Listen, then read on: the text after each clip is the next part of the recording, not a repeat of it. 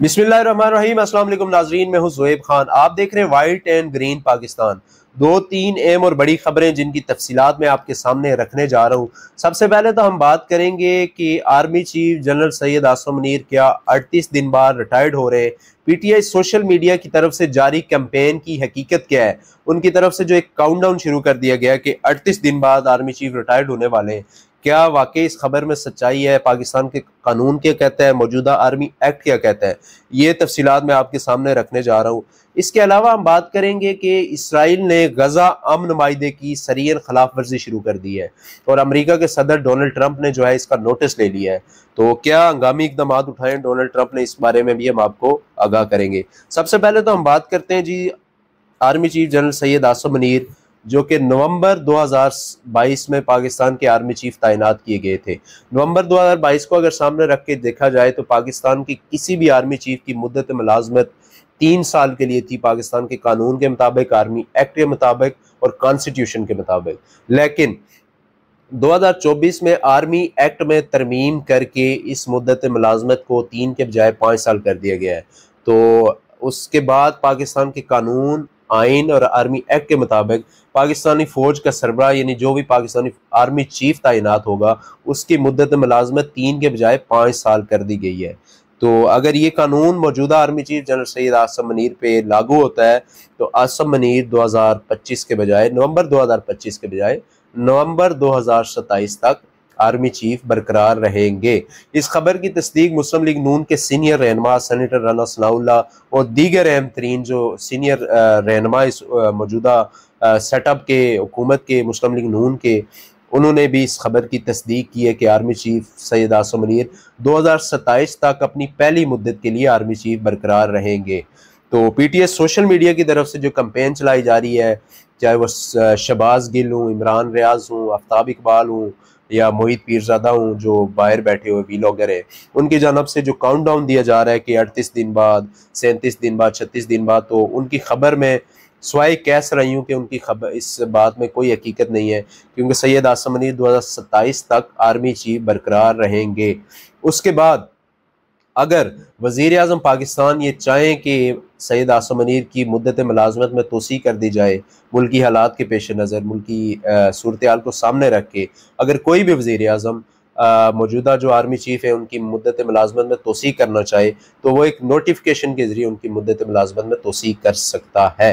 तो ये थी जी आर्मी चीफ के मुताल्लिक़ खबर। और दूसरी अहम तरीन खबर नाजरीन यह है कि इसराइल ने गजा अमन माहिदे की जो है वो खिलाफ वर्जी शुरू कर दी है।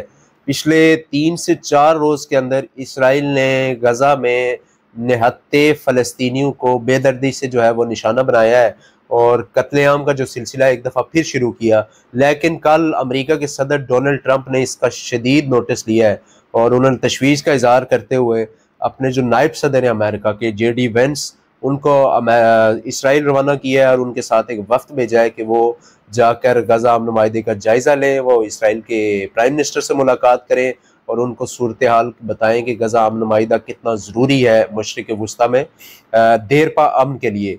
तो इस पर तशवीश का इजहार किया गया था मुख्तलिफ ममालिक की जानब से।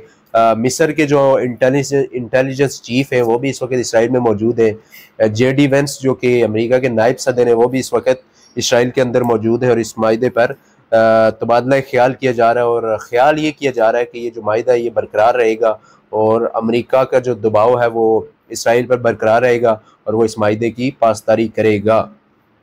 इसके अलावा हम बात करेंगे तहरीक इंसाफ के सरबराह इमरान खान, जो कि तकरीबन 2 साल से कैद में, और उन्होंने आज फिर अपने एक जारी बयान में पाकिस्तान की फ़ौज और पाकिस्तान की फ़ौजी क़यादत को हदफ़ तनकीद बनाया है। वो चाहे अफ़गानिस्तान का इशू हो, चाहे वो मुल्क के अंदरूनी मामलात हों, चाहे मुल्क की दाखिला पॉलिसी हो या फिर दीगर अहम तीन उमूर है पाकिस्तान की पार्लियामेंट के हवाले से, उन्होंने मौजूदा कानून को और हार्ड स्टेट को जो है वो आसम ला करार दिया है।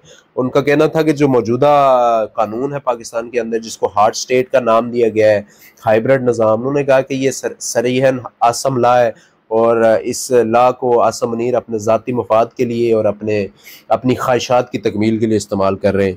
तो तहरीक इंसाफ के सरबराह की जो आइंदा चंद रोज़ के अंदर जो तोशा खाना का जो फैसला मुतवक्को है, और ख्याल ये किया जा रहा है कि इमरान खान को इस केस में भी सज़ा हो जाएगी।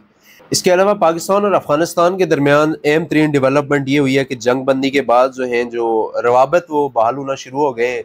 जो सरहद पर एक तजारत के लिए मुख्तलिफ सरगर्मियाँ जो हैं वो आज से बाकायदा शुरू कर दी गई हैं। मुख्तलिफ कंटेनर जो फंसे हुए थे उनको चमन बार्डर से रिलीज़ कर दिया गया है, और एक बाकायदा जो है नॉर्मलाइज कर दिया गया सिचुएशन को। तो ख्वाजा आसफ ने भी गुज़िश्ता रोज़ राइटर्स और मुख्तलिफ गैर मुल्की खबर रसां इदारों को जो इंटरव्यू दिए थे, उन्होंने इस बात की जो है तस्दीक की थी कि ये माहिदा जो है इसकी कोई लिमिटेशन नहीं है।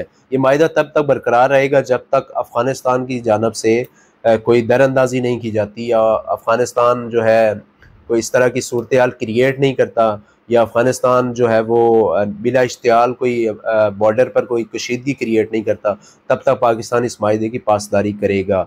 तो ये माहिदा पाकिस्तान के लिए भी बहुत ज़रूरी है, अफ़गानिस्तान के लिए भी, और खित्ते में क़याम अमन के लिए बहुत ज़रूरी है।